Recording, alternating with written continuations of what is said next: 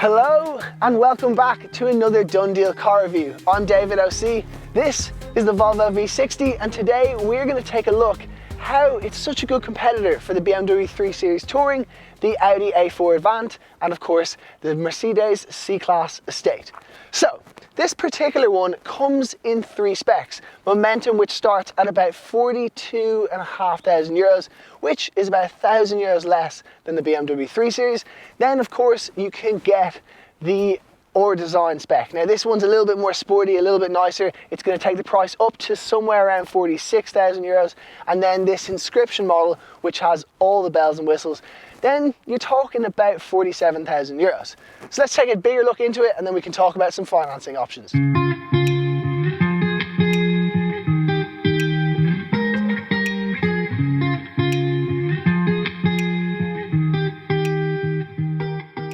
Being an estate car, you're probably most interested in practicality and boot space. Well, it's good news for you. With a little swipe of the foot, the boot opens electronically and you're greeted with a 529 litre boot space. Now, it's got loads of cool little tricks of the trade. If you fold the seats down, you're going to get over 1,300 litres. It's worth mentioning this is far more than you get in the 3 Series Touring or the A4 Avant. Now, obviously, we're not really that knowledgeable on litres. So here's kind of what it looks like with one large suitcase and one small suitcase. So that's kind of what's going on there, but there's so many other little extras. For example, you get these mats here. You get on every single car this divider where you can hang your shopping bags. Underneath here, you've got a spare wheel. Now, you also have the option to get the convenience pack, which has things like a 12-volt socket over here. Of course, it also has the electronic rear folding seats, which are very cool. And most importantly, it has loads of tethering points. So you can tie things down, there's plenty of hooks, and it's just a good, solid boot. In terms of carrying back passengers, well, there's no doubt about it. It is going to be very luxurious and very spacious. So in terms of headroom, absolutely loads. And this is fitted with the optional panoramic sunroof, which eats away at headspace. However, you still kind of do have enough. And you've got plenty of knee space. The only issue I would say is if you're in the middle, this hump is quite large. Now the car is wide, so you will still fit 3 passengers, but if you've got like 3 big lads back here, it's going to be quite a little squeeze. You've got, of course, a nice little armrest here, pop out drink holders, and you've got a ski hatch too, which can actually only be opened from the rear. Then you've got your tethering points here for your kids. They're attached, which is a nice little feature, as that way you will not lose them, because I feel like that's the type of thing that you're going to lose. Another thing to mention is that the doors open completely wide open, which is going to make putting a car seat in that bit easier.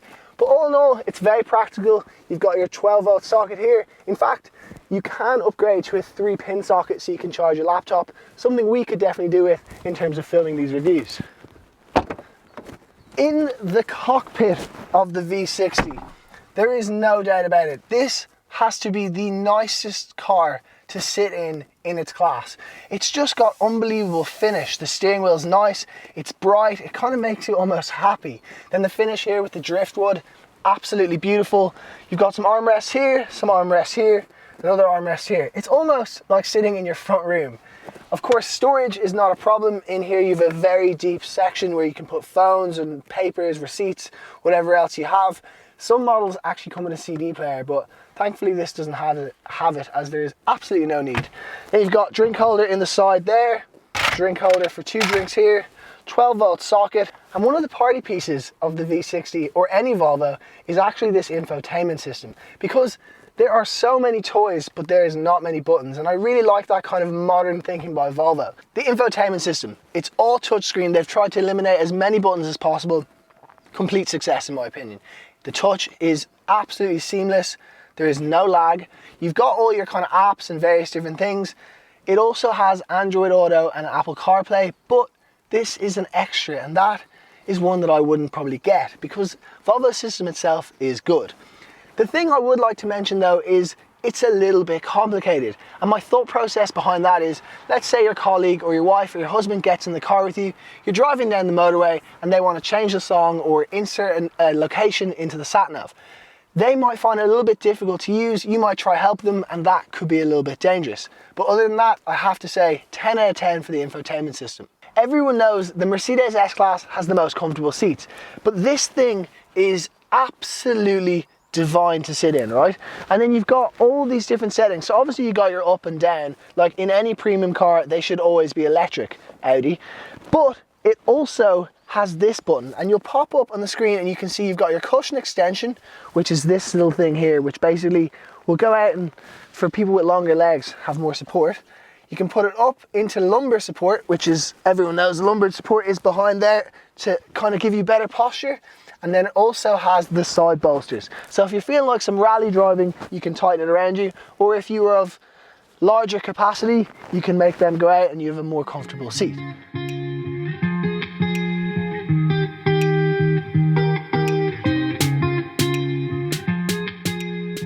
To drive, it is lovely. Obviously we've mentioned that it's super comfortable in here. The materials are kind of classy and elegant.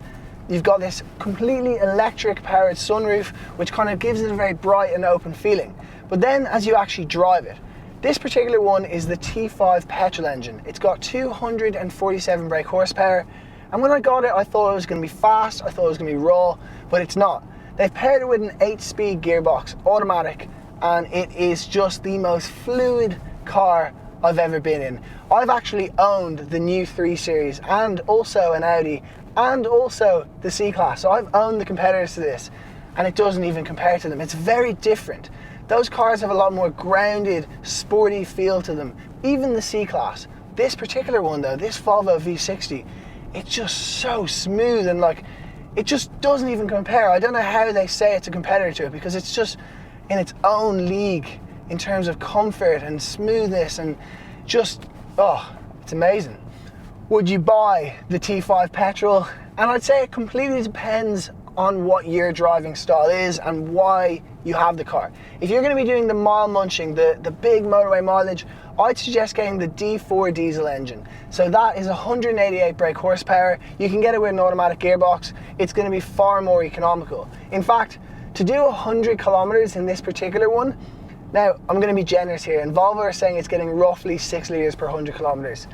I'm going to take your word for it, Volvo, and I'm going to say that's going to cost you between 6-7 euro. I think more realistically you're going to be spending about 8 euro to go 100 kilometers in this, if not more.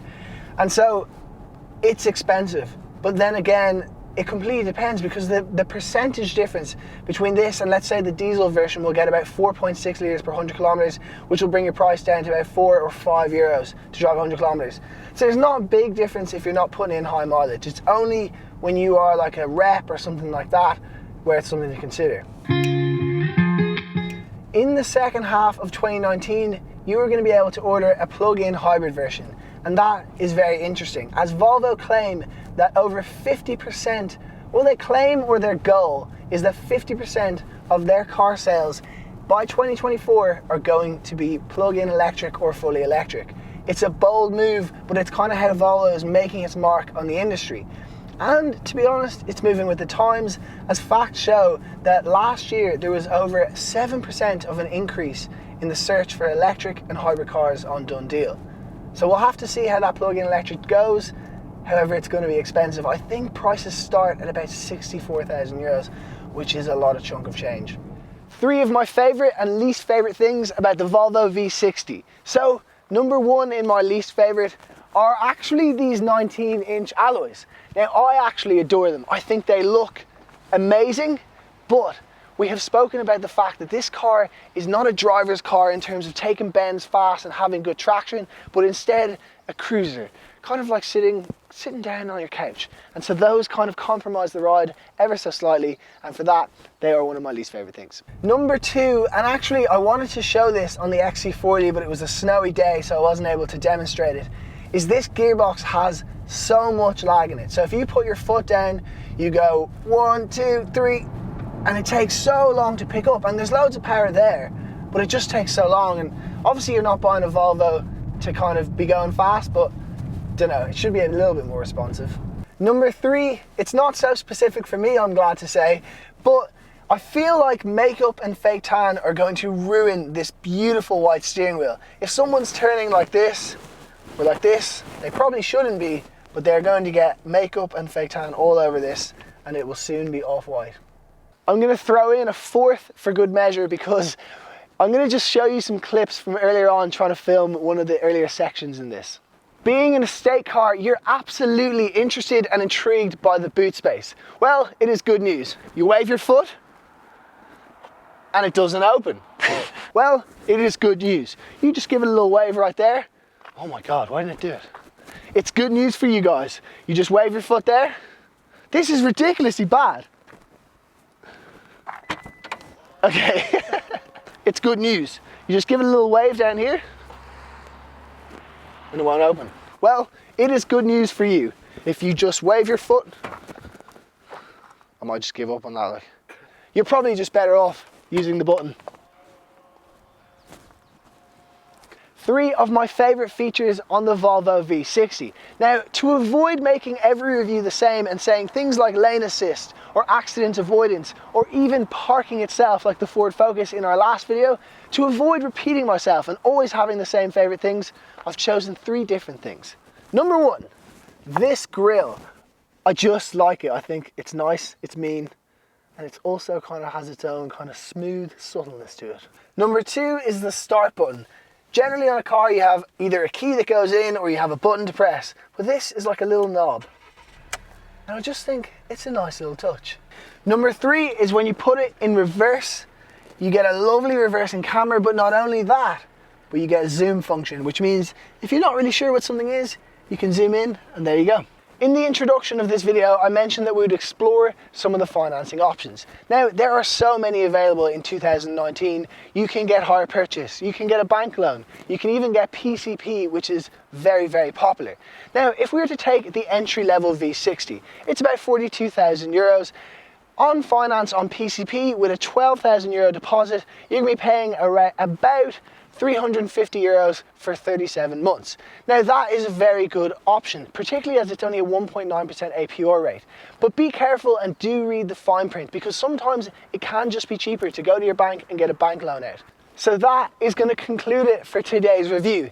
In summary, the V60, it is an impeccable car. I absolutely love it. And every being in me doesn't want to love it, because I'm an Audi fan, I'm a BMW fan, and I'm actually a massive Mercedes fan.